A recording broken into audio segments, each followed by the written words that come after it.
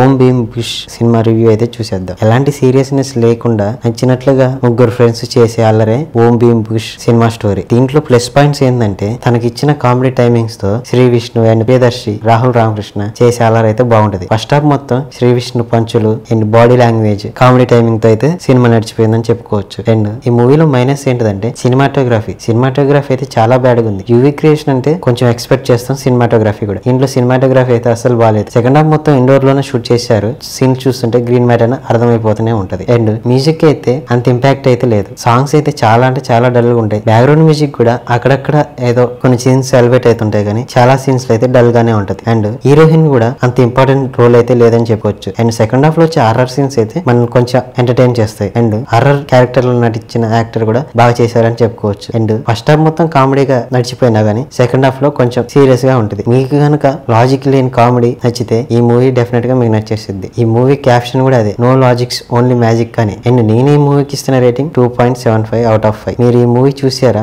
మీ rating ఎంతో కింద comment section లో ఇచ్చేయండి. అలాగే సినిమాలో మీకు ఏం నచ్చింది కూడా కింద కామెంట్ చేయండి. ఇలాంటి మరిన్ని మూవీ అప్డేట్స్ కోసం మన ఛానల్ సబ్స్క్రైబ్ చేసి లైక్ చేయండి. పక్కనే ఉన్న బెల్ ఐకాన్ కూడా క్లిక్ చేయండి. Thank you for watching.